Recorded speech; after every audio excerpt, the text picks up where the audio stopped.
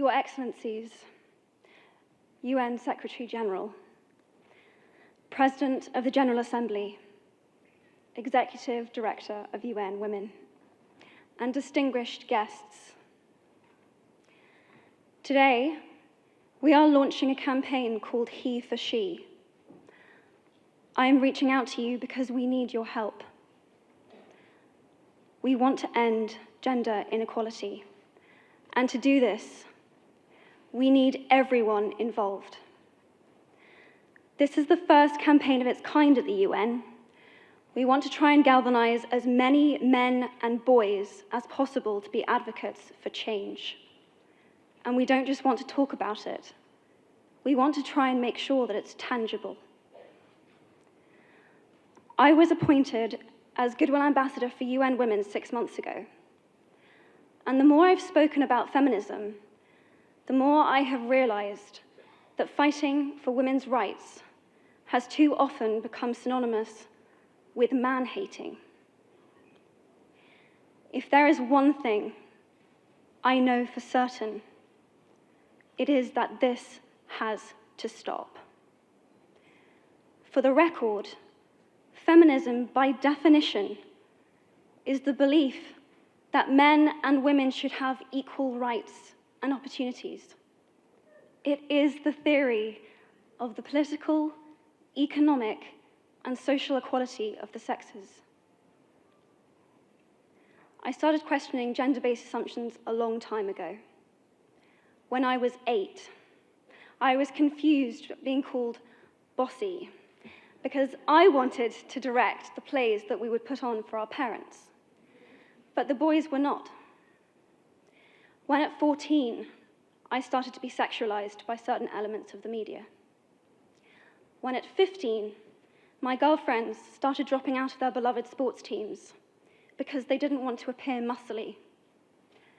When at 18, my male friends were unable to express their feelings. I decided that I was a feminist, and this seemed uncomplicated to me. But my recent research has shown me that feminism has become an unpopular word. Women are choosing not to identify as feminist. Apparently, I am among the ranks of women whose expressions are seen as too strong, too aggressive, isolating, and anti-men, unattractive even. Why has the word become such an uncomfortable one? I am from Britain, and I think it is right that I am paid the same as my male counterparts. I think it is right that I should be able to make decisions about my own body. I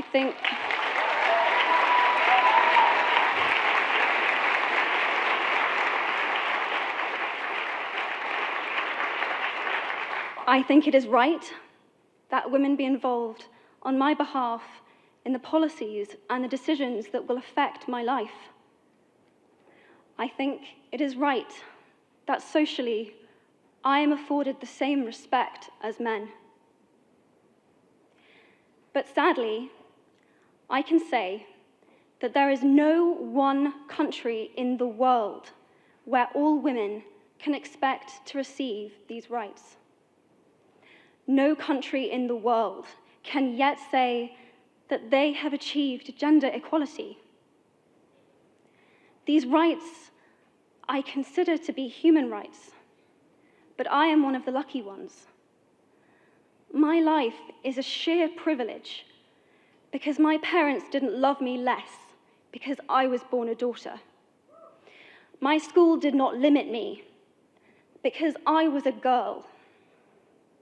My mentors didn't assume that I would go less far because I might give birth to a child one day.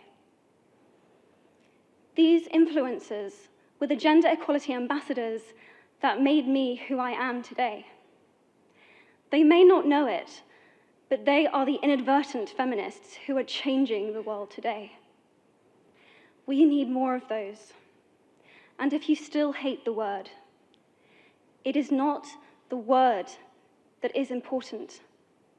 It's the idea and the ambition behind it. Because not all women have received the same rights that I have. In fact, statistically, very few have been. In 1997, Hillary Clinton made a famous speech in Beijing about women's rights. Sadly, many of the things that she wanted to change are still true today. But what stood out for me the most was that less than 30% of the audience were male. How can we affect change in the world when only half of it is invited or feel welcome to participate in the conversation? Men, I would like to take this opportunity to extend your formal invitation.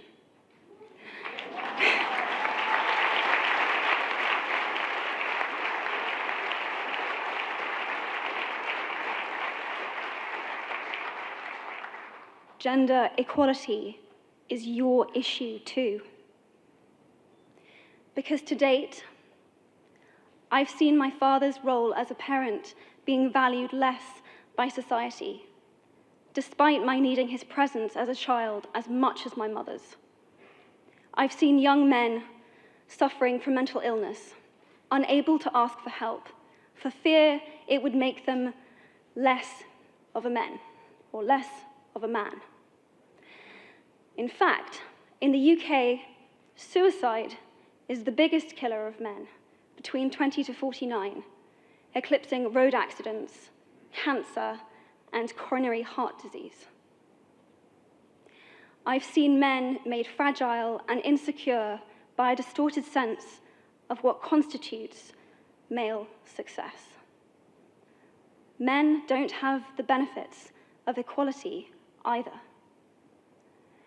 We don't often talk about men being imprisoned by gender stereotypes, but I can see that they are, and that when they are free, things will change for women as a natural consequence. If men don't have to be aggressive in order to be accepted, women won't feel compelled to be submissive.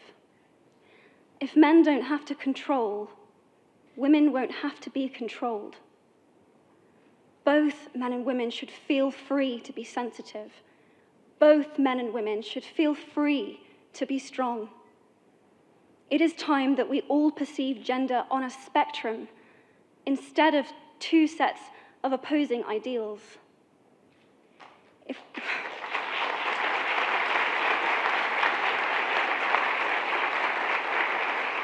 If we stop defining each other by what we are not and start defining ourselves by who we are, we can all be freer.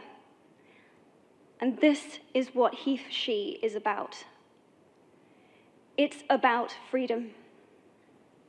I want men to take up this mantle so that their daughters, sisters, and mothers can be free from prejudice, but also so that their sons have permission to be vulnerable and human too. Reclaim those parts of themselves they abandoned, and in doing so, be a more true and complete version of themselves. You might be thinking, who is this Harry Potter girl? And what is she doing speaking at the UN? And it's a really good question. I've been asking myself the same thing.